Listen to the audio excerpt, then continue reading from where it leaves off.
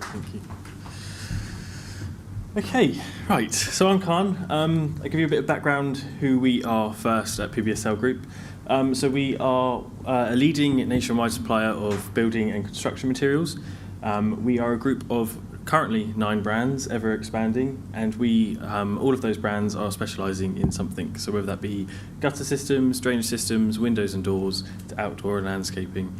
And we also have nationwide coverage physically with our trade counters across the nation as well. So bearing that in mind, we initially had quite a few challenges when it came to our onboarding with Mapp. That being, we had a lot of data sources and a lot of inputs of data, and it was a key focus of ours to have that all unified in one place. We've got Magento serving our websites with all of our e-commerce data, but we've also got an ERP that brings in our branch orders as well. And we also needed to facilitate our phone orders and our website analytics as well. Very fortunately, when we onboarded on Mapp, we found that this was very much a possibility, and we were able to create a unified customer profile. And then in that, when we started with Mapp Intelligence, we were also able to develop insights on these data sources and the data that was coming in.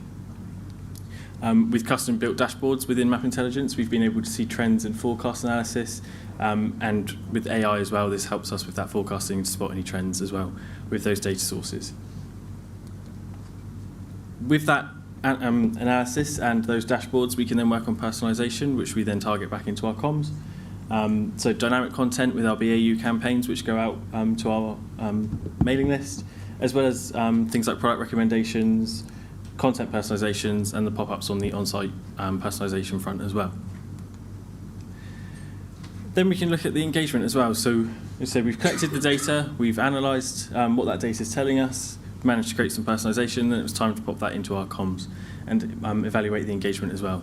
So that's with email marketing, SMS marketing, as well as web analytics as well with our on-site personalization. Like I mentioned, and I will always mention, we have a lot of data. It comes in from many different places, and as I said, it was very important for us to understand that data so that we could understand our customers. Using Mapp Engage, we're able to have a related data set where we can import 60 plus transactional attributes per order. So every order that comes in, regardless of if it's a repeat customer or not, all of that information gets pumped into Mapp Engage. We also send in everything from Magento, which is recording all of our e-commerce data, as well as any data that's captured from our pop-up subscribers as well, which you can see there. By analysing the data within Mapp Intelligence, we were able to optimize our lead magnet, which you can see there is currently at 5% off. By using Mapp Intelligence, we were able to look at what was captivating to our customers, what our lead magnet was to be, as well as work at increasing our AOV as well. So we were able to actually increase our minimum thresholds to make sure that we were capitalizing the best we could and not risk any margin as well, which is one of the benefits of Mapp Intelligence. It helps serve your customers, but also helps serve you as a business. This is just a view of that unified customer profile. As I mentioned, all that data is coming in, and this is how we can see that one-stop shop of all of the engagement levels of our customers, as well as their transactional history as well, and their engagement with our comms. So you can see just on the bottom left there, their receptiveness to email marketing campaigns and SMS marketing campaigns as well. Within Mapp Intelligence, we've got a rich set of data in there with the web analytics pixel tracking in place. But we've also got all of that information about the customer in Magento too. So it was really important for us to get that information within Mapp Intelligence so we can have that really rich layer of data to filter on top of those web analytics as well. So just some examples of how we're utilising that today. Trade type of the consumer, so we capture this at both data capturing with sign up for subscribers as well as at time of order. So we're always trying to capture that data so it helps us segment our comms to our customers. Then when it comes to analysing our data, we can see which trade type are interacting and how they're performing from a transactional standpoint. So that could be from looking at our architects, our carpenters, engineers, plumbers, and DIYers as well. We can also see which website they purchased from. So as you saw at the beginning, we do have 9 of those at the moment. And it's really important for us to target those micro segments to make sure that we're getting the most engagement out of our customers and appealing to them all the best that we can. So by using these report filters and chucking that website in place, we can see how specific trades on specific websites are performing. can also see, did they purchase in branch, on the phone or website, or if they ever have. So you can see whether they've converted from being a physical customer at those touch points and whether they've come over to be e-commerce as well, and sort of see that customer journey, to see what happened, what they engaged with, and sort of what made them make that switch, and vice versa as well.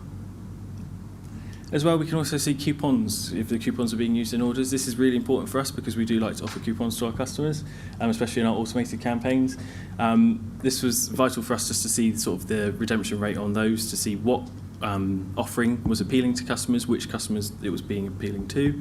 And as I said, we can even get into the really niche details of things, of what payment method was being used, so that we can use that as a marketing tool as well. From an email marketing standpoint, as that is the big chunk of our CRM channel, within Mapp Intelligence, we've been able to build custom-built dashboards that really analyse our email marketing engagement rates. So you've got campaign clicks and revenue, as well as the email share as well. What was really important for us is we were able to see those clicks within Mapp Engage, but we wanted to see more so what were they doing after that click, what were they doing on the website, and what was that comm doing in terms of generating inspiration. So within that, we can see landing page performance. We can see which landing page they went to, how long they were on there for, and where they went from that, and at what point they converted. Same with product interactions as well. We can see if they were inspired by the content in our BAU emails, or whether they used that as just a function to get onto the website and explore that way as well, which really helps us fine-tune where we needed to put our focus, whether it was in serving customers products within our CRM campaigns, or whether it was optimizing what we offer on the websites as well. Another tool which we use from a comms planning perspective with our BAU campaigns is within Mapp Intelligence. It tells us how our products are doing. So it uses trends and predictive analytics to see which products are losing revenue month on month, as well as which are being highly searched for as well. This is, again, within the construction and building supplies industry, there is a lot of technical terms, as I'm sure you can imagine, and it's really important for us to know what people are searching for. And this can help facilitate not just us within CRM, but across all of our channels as well, such as SEO and PPC. Using Mapp personalization, the AI within the platform is incredibly powerful, as I'm sure you can all expect, and this helps us really see from a product bundling standpoint which products are being brought together. This helps navigate our marketing campaigns, as well as how we offer products on our websites as well. And we can also feed this back to our account management and sales teams to help them navigate those conversations they're having over the phones as well. Like I mentioned, Mapp Intelligence allows us not just to look at our CRM channels, but as the business as a whole. Something that's really powerful for us that we all use across the business very regularly is the customer journey positioning. So this can help us see what was the first touch point for our customers in terms of campaigns, whether that's they came in from an ad, a Google shopping ad, or whether it was from one of our emails. If there was any in-between touch points, so if they bounced away and came back to us, how did they come back to us? And then also what was that converting touch point? What was that point that really pushed them over the edge? This is incredibly useful for us again because it helps us with resource allocation to know where to put our time and attention, as well also just to get that understanding of our customers as well, so we know which kind of customer is interacting with which element of our marketing as well.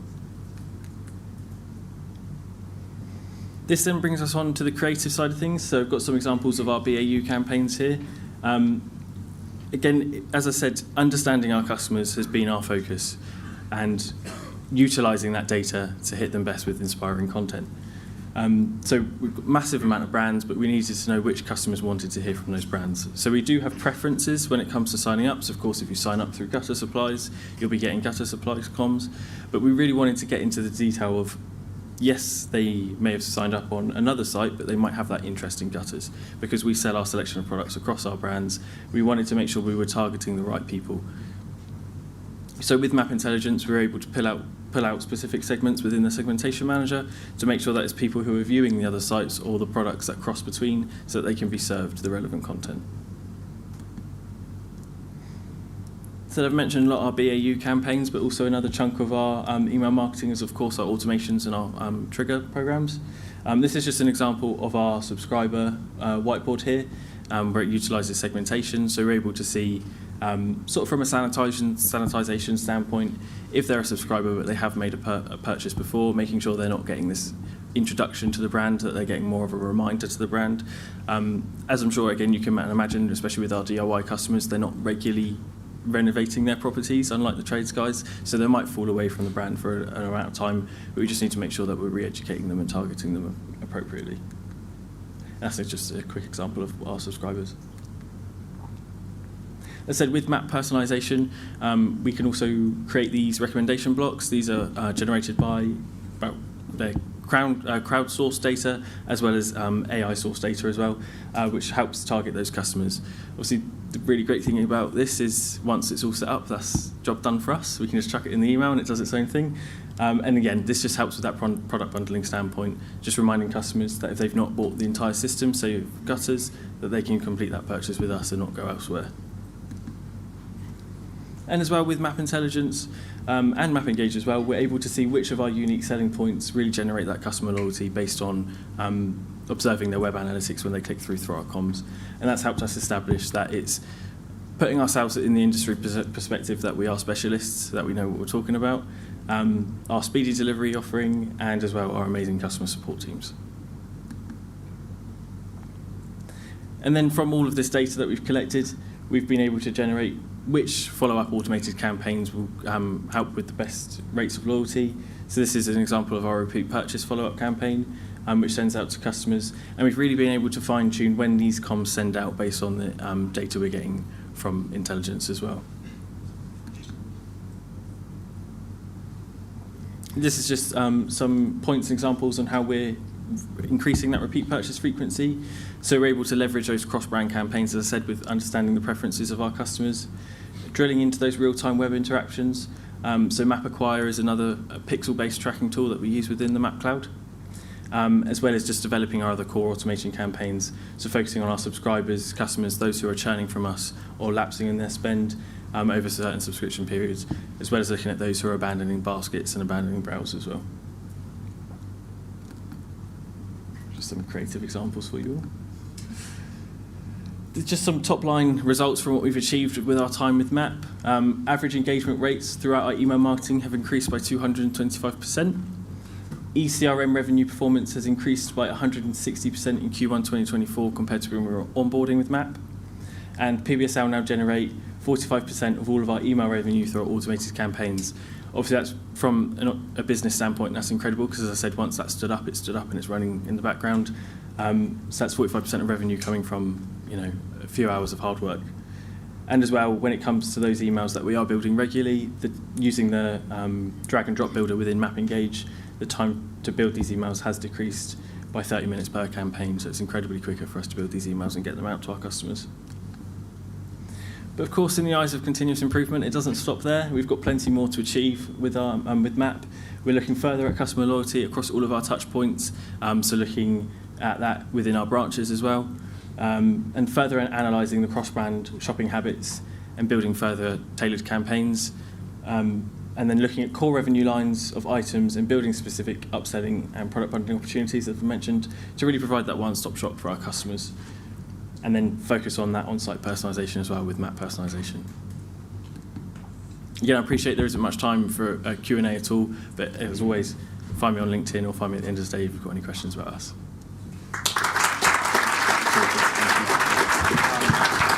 Thanks, Can. We thought we actually do have time, in case you do want to answer questions. I have time. Yeah. Susanna, do you want to join Can on a stage for a little Q&A? Oh, okay, great. I thought that's weird. Yeah. Okay. Well, if there's a question I can't answer. Yeah. So whilst you guys think about questions, let me ask you one, and it's going to be probably a tricky one. But what's the most interesting insight you have discovered about your customers that you didn't expect? I'll stand in front of the microphone. I think for myself personally, what the most interesting insight I found was that it was very much of the idea initially within the business that our DIYers weren't necessary to be the focus of because our tradesmen they were generating such higher AOV. But with utilising all of these tools, we were able to see that our DIYs, they were making considerable orders with us and they were sticking with us. And it was important for us to capitalise on that loyalty and to keep them with us. As I mentioned, it's not very often that the average DIY is going to be renovating constantly, but keeping us at the forefront of their mind when that opportunity does come was important to us. And it was interesting to see that there was more value to our DIYs than we originally thought. Excellent. Just a quick about, you mentioned loyalty. So I just wondered, at what point of your journey did you decide it's now time to now take the next step to loyalty, and what insight you had there? And the second part of the question is, are you going to approach loyalty as a master brand, or are you going to continue to silo off in individual brands? I'm going to answer the last part first. So definitely focusing on our brand proposition and looking at siloing off. Because of all of the data that we have and all of the analytics we have in place, it is quite easy for us to segment into those brands. And in the eyes of loyalty, we are developing a loyalty program at the moment using the Mapp Cloud, and using that is to help us develop those thresholds of tiers. As again, because you make a purchase of bifolds, for example, you're going to be making a substantial purchase, whereas if you're, a gutter system.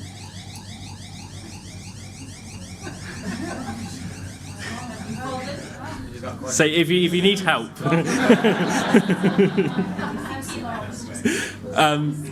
so utilising the analytics, it was at that point that we were able to see that loyalty was the focus for us, because we found, particularly with that automated campaigns, we were making a lot of revenue from our loyal strategies, the strategies that were in place to generate loyalty, and the revenue was coming in.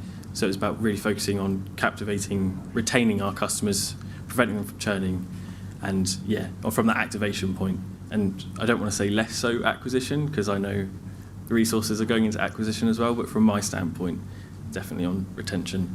And that became clear with those dashboards, seeing that our repeat customers had value.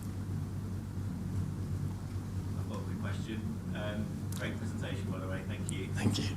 What's next on the roadmap?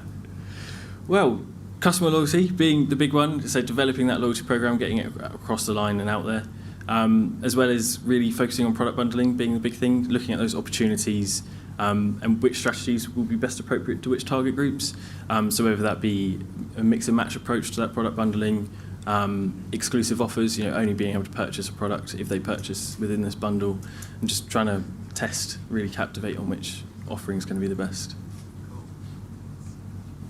I have a question. Hello. Microphone behind you. For a customer, which is your recommendation for a customer that's thinking to migrate to Mapp Cloud? Which is for you the most important thing to consider before to make the decision to migrate? That's a really good question. I don't have to put on you on that one for Suze. Okay. Suze is the managing director, by the way, of PBSL Group. I don't know if you can hear me.